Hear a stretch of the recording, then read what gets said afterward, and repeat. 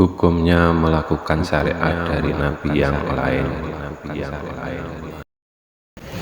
Assalamualaikum warahmatullahi wabarakatuh. Bismillah, alhamdulillah, wa syukuri nikmatillah, la haula wa la quwata illa billahil aliyul azim.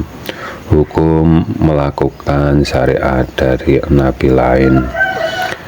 Judul yang kami angkat kali ini, bolehkah kita melakukan ajaran syariat dari nabi lain? Secara pribadi kami menghukumi sah-sah saja atau hukumnya sunnah dari nabi lain. Tentu juga wajib kita pertimbangkan dan wajib didahulukan ajarannya nabi kita atau nabi akhir zaman, karena kita hidup di zaman akhir. Apa alasan kami membolehkan? Karena Islam itu rahmatan lil alamin. Tentunya agama Islam juga dari Nabi Adam sampai ke baginda Nabi Muhammad SAW beragama Islam, dalam kurung iman dengan Tuhan yang menciptakan semua dalil. Begitu juga iblis, agamanya Islam, akan tetapi Islamnya iblis tidak melaksanakan perintahnya Allah Subhanahu wa Ta'ala, yang artinya yang disebut Islam itu iman kepada Allah Subhanahu wa Ta'ala atau iman kepada Zat yang Maha Pencipta. Bila salah iman disebut non-muslim.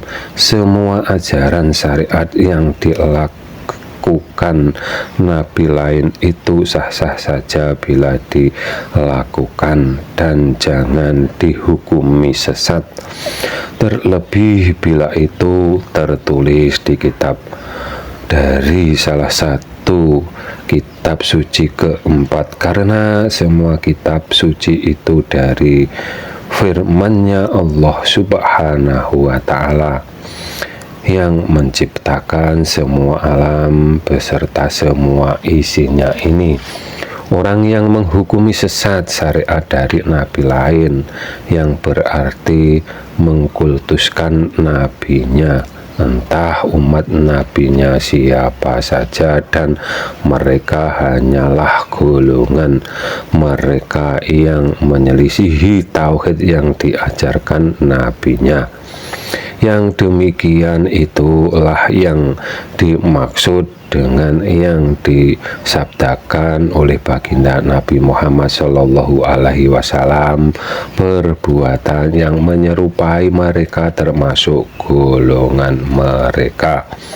Orang-orang yang demikian menjadikan agamanya menjadi termumikan, dalam kurung bukan ajaran agama yang rahmatan lil alamin, yang salah iman atau menyelisihi tauhid yang diajarkan nabinya.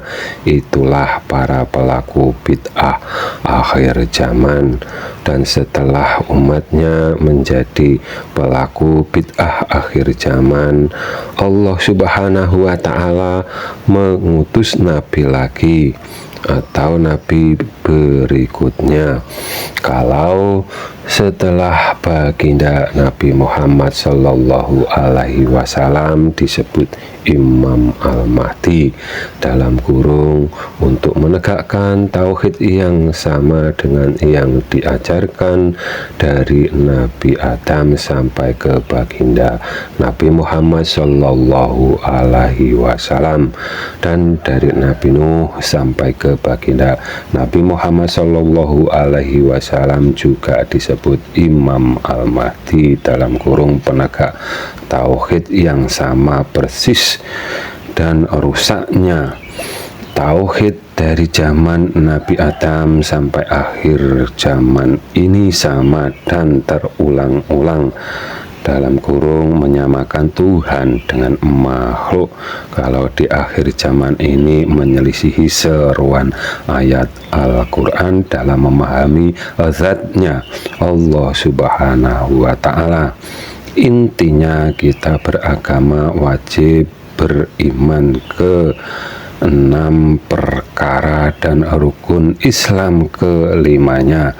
Wajib diimaninya, jangan memahami agama Islam dengan dimumikan, karena Islam itu rahmatan lil alamin. Arti dari kata Islam itu selamat, menyelamatkan. Yang dapat menyelamatkan itu yang kita imaninya. Bila salah iman pasti akan celaka, dan amal ibadahnya tentunya sia-sia dan akan terbakar oleh api neraka bersama yang punya amal. Semua manusia wajib menghamba, jangan sampai menghukumi sesat syariat yang menjadi perintahnya Allah Subhanahu wa Ta'ala untuk nabi yang lainnya. Kalau bisa, carilah cerita yang dilakukan para nabi yang menyalahkan syariat yang dilakukan nabi yang sebelumnya, karena kami belum pernah mendengarnya. Mungkin karena kami kurang belajar atau kurang wawasan kami.